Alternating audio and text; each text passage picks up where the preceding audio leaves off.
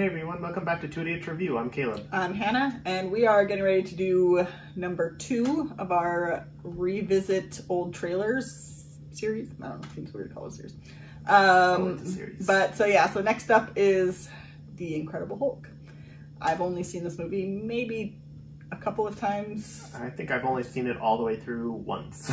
It's a hard movie to get through. It's definitely down there at the bottom. I feel kind of bad because I have Hulk on my t-shirt. Yeah, it's like I don't hate the Hulk. I just didn't like this movie. This movie just... There were things that I liked about it, but it was just... Well, it wasn't great. And I mean, you know, I don't know how controversial of a topic this is, but I was not a big fan of Edward Norton as Bruce Banner. He's a fine actor. Like, I've seen him in Red Dragon. I love Edward Norton. And things like that. I just didn't think he was a good choice for Bruce Banner. I feel like, what's his name? Mark Ruffalo. Mark Ruffalo was much better fitted for that character and did a better job, you know, portraying and bringing that character to life. I just felt like Edward Norton just wasn't a good fit for that. They have like two vastly different Bruce Banners. Like Edward Norton's was almost like a little more like manic, like, and Mark Ruffalo comes in and it's like super chill and he's just like, hey guys. And it's like, oh, okay.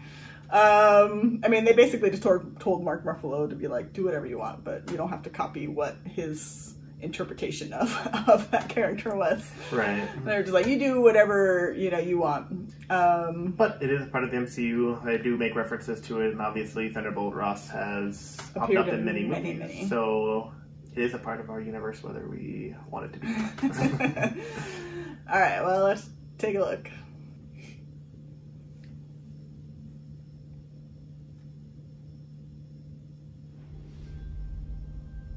I've got a problem. Stupid universe. There are aspects of my personality that I can't control. Oh, I thought he was talking to himself. I thought it was a little bit more complicated than that. Bruce, trust me when I tell you I've heard them all. Not this one.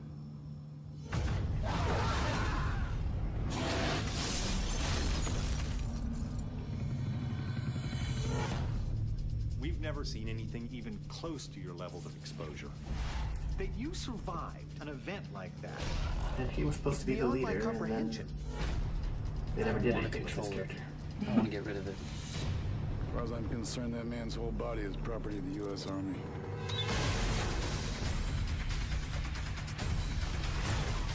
They want it as a weapon. If we let it go, we will never get it back.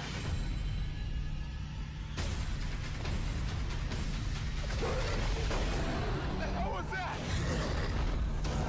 There's only one thing that can fight that. It's in me. Maybe if I can control it, I can use it.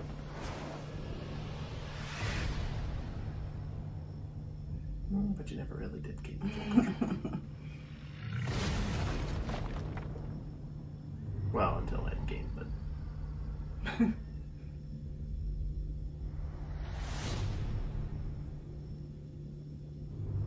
like, super, like... ominous. Suspensey. I Like... know.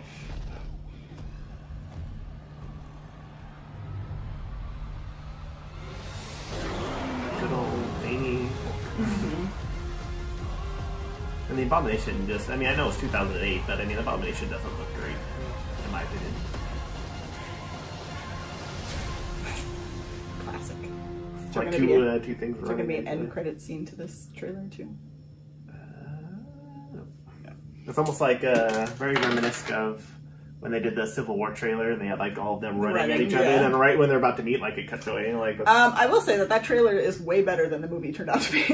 Because like that, watching that, I'm like, oh man, that looks like a good movie, and then you watch it and you're like, oh. I feel like the trailer was a lot darker than the movie ended up being. There was definitely some dark parts of that movie. I will say the only thing that I like about this Hulk is that you really kind of get to see like the anger like kind of fueling him. I feel like in the Mark Ruffalo Hulk, we don't really, you know, he turns into the Hulk and yes, he smashes and he does stuff, but I don't feel like you're seeing really like the true like anger. That's like because he's always angry. I mean, yeah, but like, I don't feel like you're really kind of seeing that kind of powering him and kind of doing that. So I would have liked to have seen that. I do think that the Hulk looks better now, you know, as from Avengers on the design, and not even necessarily like the advancement in technology, because obviously that's going to play a part too. But just the design from the Incredible Hulk to the first Avengers movie. The design of it was way different, and I do agree that the design for the Avengers was way better. I mean, it's not even just like, oh, they kind of made it look like Mark Ruffalo a little. It was like the whole, he looked bigger now, like in the Avengers, and, you know, obviously less veiny and less like super like cut, and like he looked like super like toned in this one. Like he was like, his skin looked so tight on his muscles because he was like so big that it wasn't. He was like a bodybuilder. But I know a lot of people do like the look of the Incredible Hulk better. I feel like they like kind of like the dark grittiness. Yeah. That has, and it's kind of more. It it kind of loses some of the gritty look to him in the Avengers, but I don't know. It's just a personal opinion, one way or another. I mean, I personally just like the newer design better. I like the newer design, but I do like.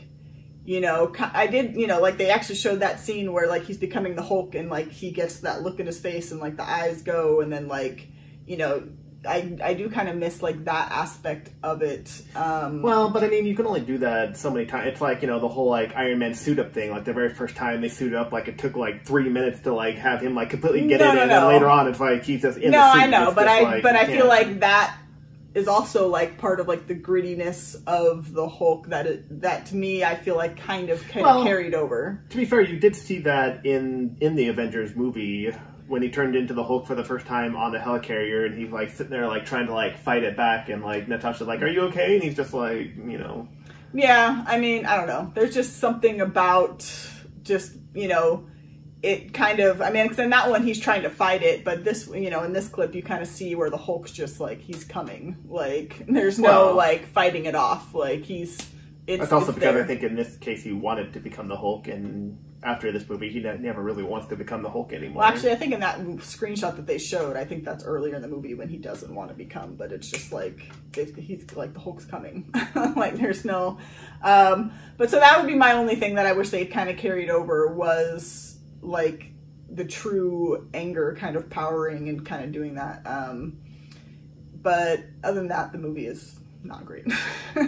I know a lot of people like didn't like Liv Tyler in the movie. I actually thought she was fine, and if they had carried her character over, I would have been fine. Going on? No, because him and Natasha should have never been a thing. I am a big Brutasha shipper. That's a terrible couple name. I mean, Noose isn't great either, by the way. But yeah, so I mean, I would have been fine if they would have carried her character over, even if it was just to kind of give closure to them, like, because they kind of got back together in the end of the Hulk. And then like, yeah, we never heard from her. We saw her dad a lot, but we never heard from her. I don't even know if he like ever even mentioned her. Like, even he could have just been like, you know, Betty's moved, just even like a throwaway line, just so you kind of know, like, Betty's moved on, like, you know, something, like, just to kind of maybe further connect the movies, but without having to, like... And maybe she'll show back up in the She-Hulk series that's going to be coming out. But, yeah, I like Edward Norton as an actor. I can agree that I don't think he was the right person, and apparently, obviously Marvel agreed. Also because he was known to be difficult on that set and wanted like rewrites and tried to rewrite and helped rewrite or did, you know, lots of stuff on that movie. And, you know. But we can all rest assured that this movie was better than the 2003 Hulk. I haven't actually seen the 2003 Hulk. I remember wanting to see it, but then I think I've seen clips, but I haven't actually seen the whole thing. The CGI on it is... Well, I just remember people complaining that it took like 2 hours for him to actually become the Hulk, and then he's like the Hulk for like 20 minutes of the movie, and you're like, that's what we've been waiting for? No, I mean, it's like an hour into the movie, and then for the last hour, but... You know, we should watch that. I haven't. Well, yeah. Maybe that's one. I mean, I've never seen it, but he's seen it, so maybe that's one we revisit, where you get two different, two differing opinions. Someone looking back on it and someone seeing it for the first time. Sounds like a claymation Hulk out there, like. And then they should have just got Lou Ferrigno. I mean, that would have looked better. But yeah, so I think most MCU Marvel fans agree that the Incredible Hulk just belongs down near the bottom of the MCU rankings. Although I have seen some rankings where that's not true.